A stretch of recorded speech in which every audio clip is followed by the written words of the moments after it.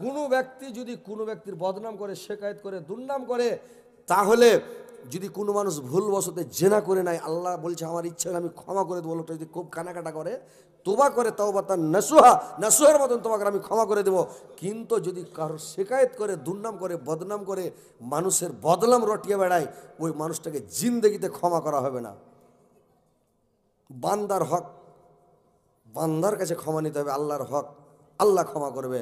একটা হচ্ছে হাকুকুল্লাহ আর একটা হচ্ছে হাকুকুল ইবাদ। বান্দার হক বান্দার কাছে ক্ষমা নিতে হবে। কিয়ামতের দিন আপনি ওর কাছে মাপ চাইলে হবে না, পা ধরে পড়ে গেলে হবে না, হাত ধরে কাঁদলে হবে না, গিড়গিড়াইলে হবে না। বান্দার কাছে সেদিন আপনাকে নেকি দিতে হবে। ওকে নেকি শেষ কি করবেন? ওর গুনহাখানি লেলতে হবে, আপনাকে জাহান্নামে ঢুকিয়ে দেবে। তো কথা হচ্ছে ভাই, আল্লাহর রাসূল বলেছেন মুখের হেফাজত করো। তোমরা দুটা জিনিসের হেফাজত করলে তোমার জান্নাতের জামিন আমি হয়ে গেলাম। এক নম্বরে মুখের হেফাজত করো, মুখে ফহুস কথা বলবে না, গুজব করবে না, গিল্লে করবে না, দুর্নাম রটাবে না মানুষের।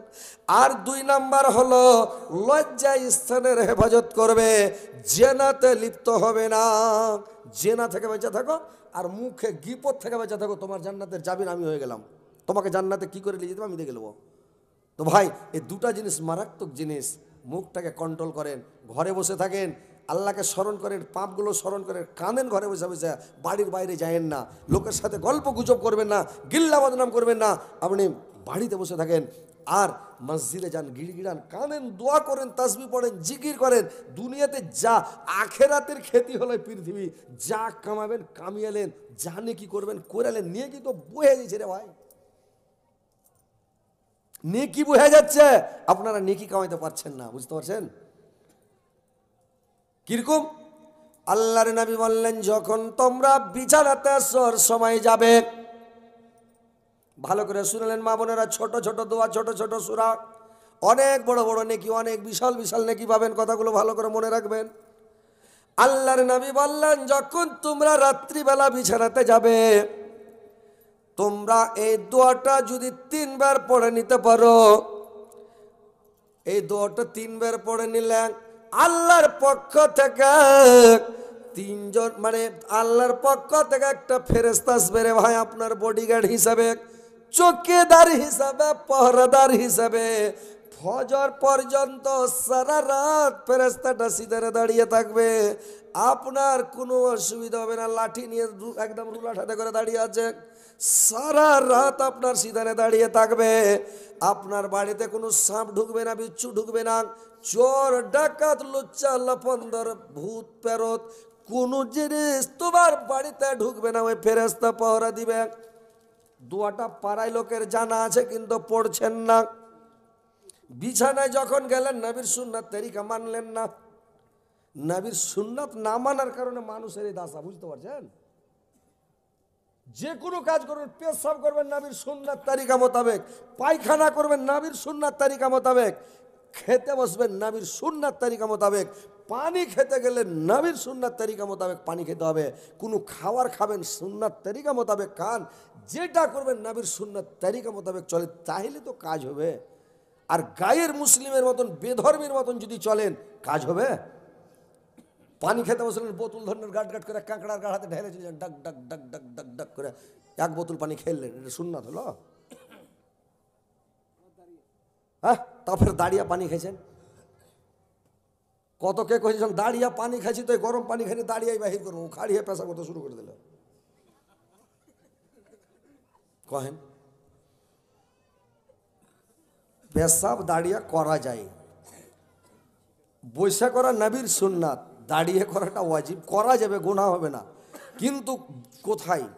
বেমোকা জায়গাতে, যেখানে গেন্দা আছে, গুকান্দর আছে, বসলে পাঞ্জাবি টাঞ্জাবি ঠেকে যাবে, বা ওখানে খুব গেন্দা আছে, ওখানে বসা যাবে না, কিন্তু ওই জায়গাটায় দাঁড়িয়ে পেশাব করা যায় বেমোকাতে।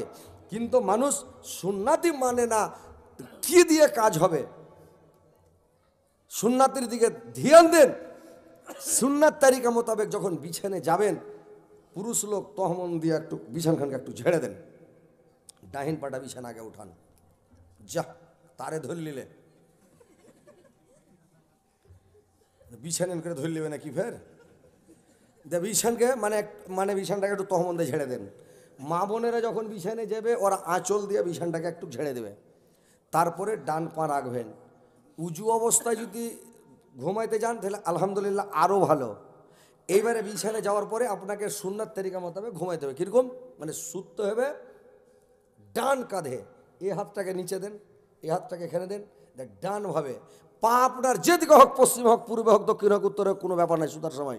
কিন্তু পেশাব পায়খানা পূর্ব পশ্চিম চলবে না, উত্তর দক্ষিণেই বসতে হবে। আর সুতার সময় যেদিকে হবে হোক, কিন্তু সুতার সময় ডান কাঁধে আপনাকে ঘুমাইতে হবে, শুতে হবে। এবারে শুয়ে গেলেন, দোয়াটা পড়েন। কি দোয়াটা? 3 বার পড়ালেন। তাইলে আপনার সিদানে সারা রাত একটা চকিদার দাঁড়িয়ে থাকবে, বডিগার্ড দাঁড়িয়ে থাকবে। আপনার বাড়িতে কোনো চোর ডাকাত ভূত প্যারত লুচ্চা লফন্দর বদমাশ শয়তান কেউ আপনার বাড়িতে প্রবেশ করবে না ভাই। সারা রাত থাকবে। দোয়াটা সবারই জানা আছে, বুঝতে পারলেন? কি দোয়াটা বলবো? দোয়াটা হচ্ছে, দোয়াটাকে সবাই বলে আইতাল কুরসি, আর আইতাল কুরসি নামেই পরিচিত, বুঝতে পারলেন? গোটা কোরআনের 30 পারা কোরআনের মা হচ্ছে সূরা ফাতিহা। গোটা কোরআনের মা সূরা ফাতিহাকে যদি এক পাল্লায় রাখা হয়, 30 পারা কোরআনকে যদি এক পাল্লাতে রাখা হয়, তো সূরা ফাতিহার ওজন ভারী হবে, 30 পারা কোরআনের ওজন হালকা হয়ে যাবে। গোটা কোরআনের মা বলা হয়েছে উম্মুল কোরআন। সূরা ফাতিহার নাম কয়টা জানেন? শুনেছেন? সূরা ফাতিহার নাম কেউ বলছে 7টা, কেউ বলছে 13টা, কেউ বলছে 14টা। সূরা ফাতিহার নাম হচ্ছে 28টা। একটাই সূরার নাম 28টা। কোরআনে 114টা সূরা আছে, কিন্তু কোনোটা সূরা দুবারা নাজেল হয়নি। আর সূরা ফাতিহা ডবল নাজেল হয়েছে, দুবার নাজেল হয়েছে। একবার মক্কাতে নাজেল হয়েছে, একবার মদিনাতে নাজেল হয়েছে। ওই জন্য আল্লাহ কোরআনে বলছে সূরা হিজরের মধ্যে, ওয়ালাকাদ আতাইনাকা সাবআম মিনাল মাসানি ওয়াল কুরআনাল আযীম। আমি বারবার পঠিত 7টি আয়াত দিলাম এবং আল কোরআন আল আযীম, এবং আমি তোমাকে 30 পারা কোরআন দান করলাম। বারবার পঠিত, বারবার দুবারা নাজিল করা হয়েছে। আপনি যে কোনো নামাজ পড়বেন, নফল পড়েন, ফরজ পড়েন, সুন্নাত পড়েন, ইশরাক পড়েন, চাস্তের পড়েন, তাহাজ্জুদ পড়েন, জানাজা পড়েন, ঈদের পড়েন, যেই নামাজই পড়বেন সূরা ফাতিহা পড়তে হবে। হবে কি না ভাই? না সূরা ফাতিহা পড়তে হবে না? পড়তেই হবে। ওই লেগে আল্লাহ বলছে সাবআম মিনাল মাসানি, আমি বারবার পড়ে তো 7টি আয়াত এবং আল কোরআন আল আযীম, আমি 30 পারা কোরআন তোমাকে দান করলাম। তো গোটা কোরআনের মা হচ্ছে সূরা ফাতিহা। এবং সূরা ফাতিহার মা কোনটা জানেন ভাই? জানেন? সূরা ফাতিহার মা হচ্ছে ইয়াকা না'বুদু ওয়া ইয়াকা নাস্তাইন। এটা হচ্ছে সূরা ফাতিহার মা।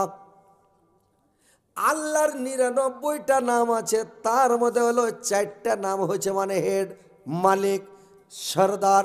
4টা নাম হলো মেন। 4টাই নাম আল্লাহ সূরা ফাতিহার মধ্যে দিয়েছে রে ভাই। আলহামদু থেকে আল্লাহ, রব্বিল আলামিন মানে রব মানে আল্লাহ 2টা হলো, আর রহমান 3টা, আর রহিম 4টা, মালিক ইয়াউমিদ্দিন মালিক নামটা 5টা নাম সূরা ফাতিহার মধ্যে দেওয়া হয়েছে, মানে মেন নাম। কিন্তু আল্লাহ বললেন এই 5টা নামের ফের একটা হেড আছে, ওই হেডটার নাম হচ্ছে, সেই নামটা হচ্ছে রহিম। আল্লাহ পৃথিবীতে সমস্ত মানুষের ওপরে রহমান, সবকে খেতে দিবে। চুরি করলো খেতে দিবে, ডাকাতি করলো খেতে দিবে, বেঈমানি করলো খেতে দিবে, নামাজ পড়লেও খেতে দিবে, না পড়লেও খেতে দিবে। পৃথিবীতে আল্লাহ সবাইকে রুজি দিবে রে ভাই। কিন্তু কিয়ামতের দিন শুধুমাত্র আল্লাহর রহিম হয়ে বসবেন মুমিন, মুত্তাকি, পরহেজগার, ইমানদারের জন্য। আল্লাহ কিয়ামতের দিন রহিম হয়ে বসে যাবেন।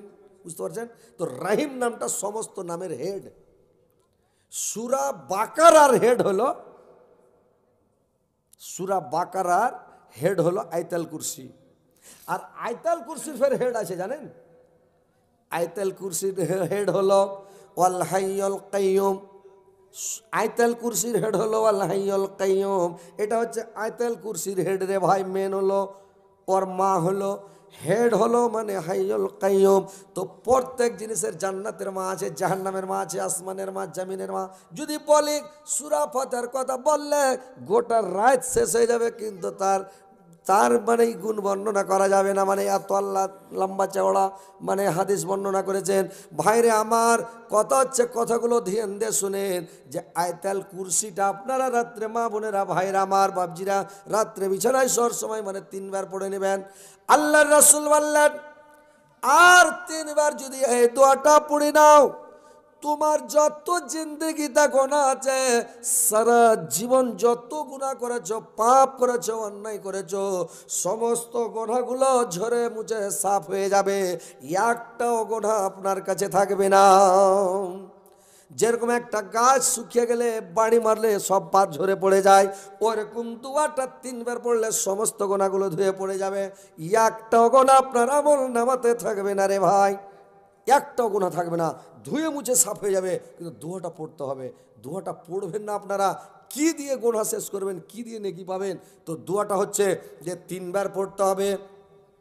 যেরকম সমুদ্রে ফেনা হয়ে যায়, যখন পাহাড়ের সমান ফেনা হয়ে যায়, ফেনা জমে যায়, তো ফেনা যখন জমে যায় এই দোয়াটা পড়লে ভাইরা আমার সমুদ্রের ফেনার মতন যেমন বড় ঢেউ আছে, ফেনাগুলোকে ধুয়ে মুছে সাফ করে নিয়ে চলে যায়। এরকম দোয়াটা পড়লে আপনার গুনাহগুলোকে ধুয়ে মুছে সাফ করে নিয়ে চলে যাবে। যেরকম নদীতে স্রোত চলে কলকল করে, কাঙ্কর বালু থাকে না, কাঙ্কর বালুগুলো সব ধুয়ে মুছে সাফ করে নিয়ে চলে যায়। এই দোয়াটা পড়লে সমস্ত কাঙ্কর বালুগুলোর মতন গুনাহ ধুয়ে সাফ হয়ে যাবে, একটাও গুনাহ থাকবে না।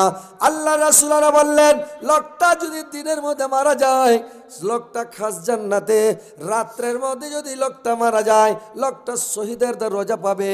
আল্লাহ পাক কিয়ামতের দিন মানে কাতার করে করে লোককে দাঁড় করাবে রে ভাই, হোন্ডা ঠিকা খাড়ো করবে না, কাতার হবে। সর্বপ্রথম থাকবে শহীদকারীর কাতার।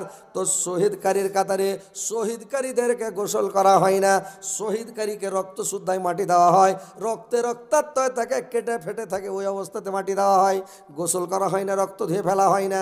কিয়ামতের দিন শহীদকারীরা যখন উঠবে, ওই রক্তে রক্তাক্ত হয়ে উঠবে, একবারে লাল হয়ে উঠবে। আল্লাহ পাক বলবেন আমার ওই বান্দাটা শহীদ হয়ে মারা গেছে, ওকে শহীদকারীর কাতারে দাঁড় করিয়ে দাও আর বিনা হিসাবে জান্নাতে পাঠিয়ে দাও। তো লোকটাকে বলবে কাতারে খাড়া হও। এই দোয়াটা যদি বিছানে ঘুমাবার সময়, শোয়ার সময় যদি 3 বার পড়েলেন ভাই, কত নেকি দোয়াটার। কিন্তু পড়ছেন কি জানেন না যে এত নেকি, এত সওয়াব জানেন না, কোথা থেকে করবেন বলেন? দোয়াটা হলো ভাইরা আমার, দোয়াটা বলবো শুনবেন? সবাই বলেন আমার সাথে সাথে, আস্তাগফিরুল্লাহাল্লাযী লা ইলাহা ইল্লা হুয়াল হাইয়ুল কাইয়্যুম ওয়া আতুবু ইলাইহি। আস্তাগফিরুল্লাহাল্লাযী লা ইলাহা ইল্লা হুয়াল হাইয়ুল কাইয়্যুম ওয়া আতুবু ইলাইহি। এই দোয়াটা 3 বার যদি বিছানায় শোয়ার সময় পড়লেন, আপনার জীবনে যতগুলো গুনাহ আছে কিছুই থাকবে না, সব শেষ হয়ে যাবে ভাই। বুঝতে পারলেন? তো গুনাহ মাফ করার দোয়া আছে রে ভাই। আপনারা মাফ করার দোয়া জানেন না, কোন সময় দোয়া কবুল হয় এটাও জানেন না, কোন দোয়াতে কতখানি নেকি পাওয়া যায় এটাও জানেন না। যেমন আজান যখন দেওয়া হয়, তো আজানের লাস্টে একটা দোয়া বলতে হয়, আশহাদু আল্লা ইলাহা ইল্লাল্লাহু ওয়াহদাহু লা শারীকা লাহু লাহুল মুলকু ওয়া লাহুল হামদু ওয়া হুয়া আলা কুল্লি শাইইন কাদির রাজিতু বিল্লাহি রাব্বা ওয়া বিমুহাম্মাদির রাসূলান ওয়া বিল ইসলামি দীন। আপনার জীবনে যত গুনাহ আছে সমস্ত আল্লাহ পাক মাফ করে দেবেন, একটাও গুনাহ থাকবে না। এই দোয়াটা যদি পড়েন তো ভাইরা আমার, বন্ধুরা আমার, নেকিগুলো কামাতে শিখেন, নেকিগুলো করতে শিখেন। মুলবির কাছে যান, মাওলানার কাছে যান, আলেমের কাছে বসেন, আলেমের সাথে দোস্তি করেন, মুলবিকে ভালোবাসেন। নবী রাসূল পৃথিবীতে আর আসবে না ভাই, আমরাই আলেম সমাজ হচ্ছি ওয়ারাসাতুল আম্বিয়া। আল্লাহর নবী যাওয়ার সময় বলে গেলেন তোমরা আলেমের যদি ইজ্জত করো, তোমরা আমার ইজ্জত করা হলো, নবীর ইজ্জত করা মানে আল্লাহর ইজ্জত করা হলো। ভাইরা আমার, আলেমকে ভালোবাসেন, মৌলবি মাওলানাকে ভালোবাসেন, ওদের সঙ্গে দোস্তি করেন, ভালোবাসা করেন। কিয়ামতের দিন পৃথিবীতে যার সঙ্গে আপনার ভালো মানে চলাফেরা উঠা বসা থাকবে, যার সাথে দোস্তি থাকবে পৃথিবীতে, কিয়ামতের দিন ওর সাথে আপনার হাসার নাসার হবে। বেধর্মের সাথে উঠা বসা করেন, চোরের সাথে উঠা বসা করেন, কিয়ামতের দিন চোরের কাতারে খাড়ো করবে আপনাকে। বুঝতে পারছেন কি মাওলানা, এটা ঠিক আছে না নাই? দেখছেন, পৃথিবীতে যার সাথে দোস্তি করবেন, আলেমের সাথে দোস্তি করবেন, আলেমের সাথে আপনার হাসার নাসার হবে। আর আপনারা মনে করছেন বাপরে মাস্তানের সাথে দোস্তি করবো, সব খালি দেখা ডরাইবে। এই দুনিয়াতে খুব ডরাবে। তখন কি করছে, দারু মদ খাওয়া গুন্ডা মাস্তানের সাথে চলাফেরা করছে, বন্ধু এসো চা খেলা, বন্ধু এসো মিষ্টি খাও, বন্ধু এটা খাও, ঘোড়ার ডিম খাও দু চারটে। হ্যাঁ, আলেমকে ভালোবাসেন, মাওলানাকে ভালোবাসেন, ওর সাথে হাসার নাসার হবে, বুঝতে পারলেন? এর আলেমকে ভালোবাসবে না। পৃথিবীতে মানুষ গুন্ডা পান্ডা মাস্তানকে ভালোবাসছে। কথা হচ্ছে ভাই, দেখেন পৃথিবীতে চলতে শিখেন, নেকি কামান সব কামান। পৃথিবীতে বেশি দিন থাকবেন এটা স্বপ্ন জগৎ। আজকে আছেন কালকে নাই, এখন আছেন এখনই নাই। কার মত কখন হয়ে যাবে, কে কখন মরে যাবে, কার অর্ডার কখন হবে, কে জানে রে ভাই? কেউ জানে? জানে না। তাহলে ভাই নেকিটা কামিয়ে এলেন ভাই, বুড়াতিকালে এবাদত করে কাজ দিবে না ভাই, ইঞ্জিল ডাইরেক্ট হয়ে যাবে, তখন কি করবেন? চ্যাংড়াতিকালে নামাজ রোজা করলে না, আর বুড়াতিকালে যখন মানে আমার ইঞ্জিল ডাইরেক্ট হয়ে গেছে, তখন উঠেছে নামাজ পড়তে যায়, যখন রুকু থাকা উঠবে সামে আল্লাহ হলেমান হামেদা, ও সামে আল্লাহ হলেমান হামেদা বলার কিছু মাগাম মাগাম মাগা, মানে মানজাতে লাগছে, তোর মানজাতে হাত দিয়ে মাগাম মাগাম মাগে, এরকম শটাং হয় না। আর ইঞ্জিল দেওয়া 2-3 ফোঁটা মাল মিটার বাড়িয়ে গেল, কাপড় ধরি সব নাপাক হয়ে গেল। বুড়াতিকালে নামাজ হবে? 50 বছর হলে আর ইঞ্জিল ডাইরেক্ট হয়ে যাবে। হাসছেন কেন ভাই? অরিজিনাল কথা বলছি। বুড়া গালাকে জিজ্ঞাসা করেন, যারা বয়স্ক হয়েছে জিজ্ঞাসা করেন। আর যারা নমাজ পড়বেন, ওর বয়স 40 টপে 50-এ চলে গেছে, ওকে আল্লাহর লিবেন, ওকে রিজেক্ট মাল, মানে ওকে রিজেক্টের মধ্যে ফেল দেবে। ও জিন্দগিতে নামাজ পড়তে পারবে না, মসজিদে যেতে পারবে না। বুঝতে পারছেন? সময় থাকতে ইবাদত করেন, টাইম থাকতে থাকতে সময় করো আমল, ইমান করো খাঁটি, সৃষ্টিখানা তোমার আমার 3.5 হাত মাটি। আজকে মরলে কালকা 2 দিন, আজকে মরলে কালকা 2 দিন, পরের দিন কেউ কানবে না। যাদের জন্য করলা কামাই, মরলে তারা চিনবে না। যাদের জন্য করলা কামাই, মরলে তারা চিনবে না।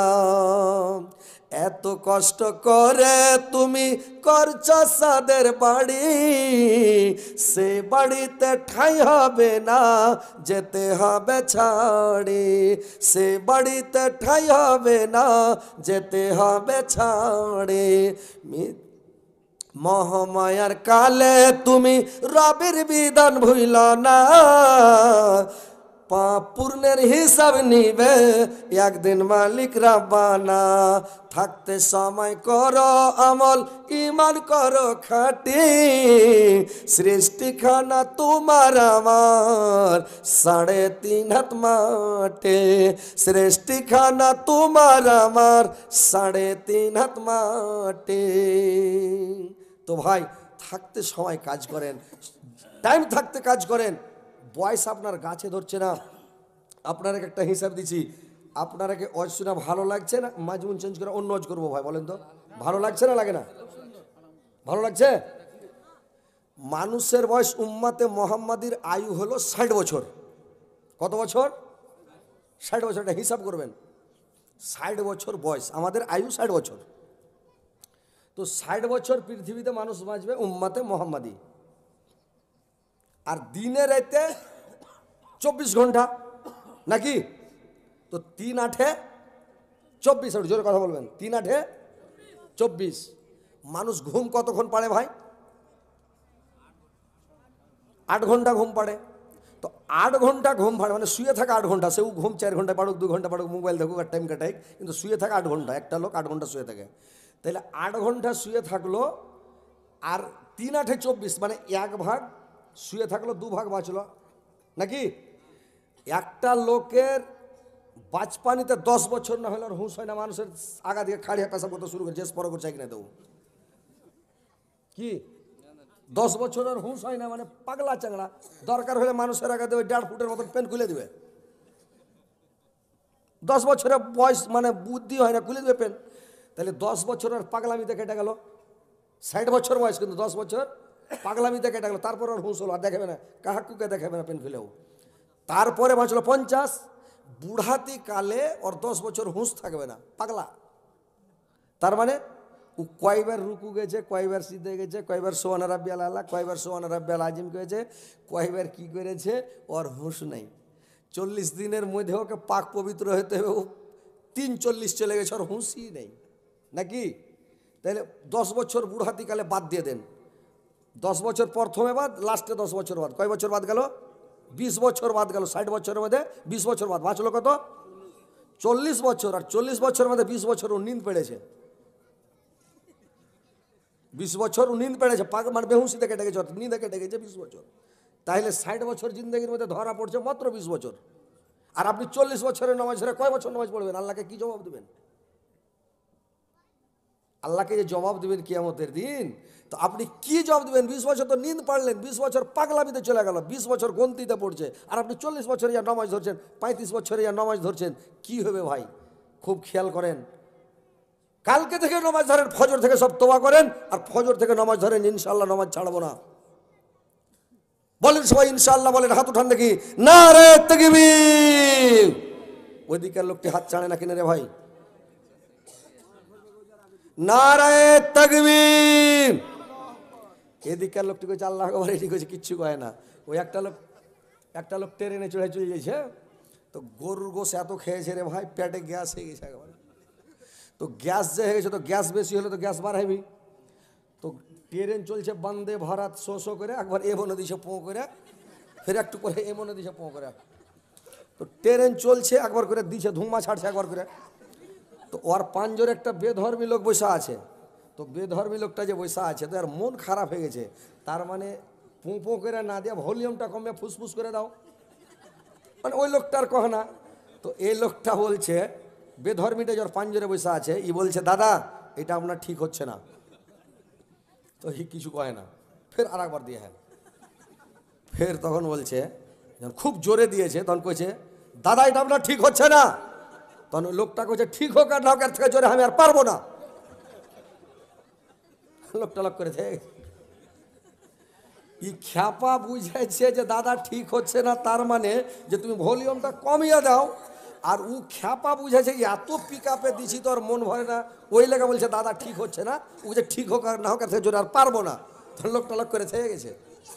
তো ওইরকম পাছা দিকে কিছু লোক আছে, এরা কইছে নারে তাকবীর, এরা কইছে আল্লাহু আকবার, এরা কইছে এর থেকে জোরে পারবো না, আল্লাহু আকবার। এটা জোরে নারা লাগান, নারে তাকবীর। দেখেন তো কত সুন্দর হলো।